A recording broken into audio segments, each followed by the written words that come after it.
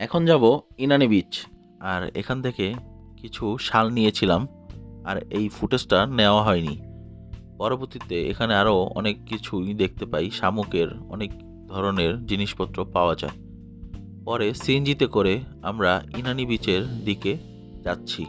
Marine drive ধরে ইনানি বিচের দিকে চলে আসলাম। ইনানি বিচটা খুবই সুন্দর ছিল, তবে সময় স্বল্পতার কারণে অনেকক্ষণ থাকা হয়নি এই বিচে।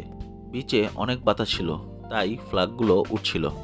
চারপাশটা ঘুরে দেখছিলাম, আর গাড়ি ভাড়া করেছি বিচটা পুরোপুরি ঘুরে দেখার জন্য। পরবর্তীতে আমরা গাড়ির প্রাইস দামাদামি করে আমরা ইনানি বিচের একদম শেষ প্রান্তে যাই। আমি গাড়ি ড্রাইভ করছিলাম আর ও পিছন দিয়ে ভিডিও করছিল। গাড়ি চালানোর সময় অনেক বাতাস, অনেক ভালো লাগছিল। এই কক্সবাজারে প্রায় পর্যটকের আনাগোনা অনেক বেশি থাকে। এখানে কার না ভালো লাগে এই সমুদ্র দেখতে। আমরা এখানে লাস্ট প্রান্তে চলে এসেছি, আর পর্যটকের ভিড় দেখছিলাম এই প্রান্তে। যার গাড়ি সেও আমাদের সাথে এসেছিল, তো তাকে বললাম যে কয়েকটা ছবি তুলে দিতে। সে আমাদেরকে কয়েক রকমের পোসে ছবি তুলে দিয়েছে। আগেই বলেছি যে সময় স্বল্পতা, তাই হুটহাট করে কয়েকটা ছবি তুলেই আবার ব্যাক করলাম ইনানি বিচের একদম সিএনজি স্টেশনের দিকে। এই বিচটা অনেক বড় ছিল, তাই গাড়ি দিয়ে না ঘুরলে হয়তো বুঝতেই পারতাম না যে কতটা বড়, আর খুবই কষ্ট হতো যদি পায়ে হেঁটে ঘুরতাম। ও ভিডিও করছিল আর একটু ভয় পাচ্ছিল, কারণ আমরা যখন উঠছিলাম তখন একটা মেয়ে পড়ে গিয়েছিল।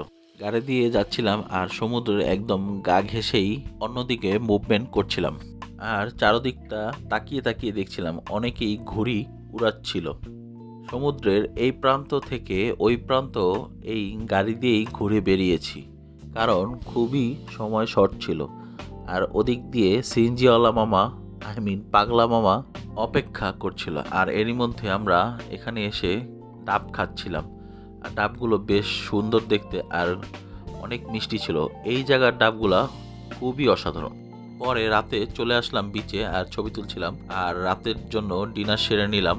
আর এই হোটেলেই ডিনারটা রাতের করে ফেলেছি। আর এই ডিনারটা করেছি হচ্ছে চিকেন চাপ নিয়েছিলাম, সাথে পরোটা আর তন্দুরি চিকেন। That's it. দেখতে যেমন সুন্দর ছিল, তবে মজাও খুবই দারুণ ছিল।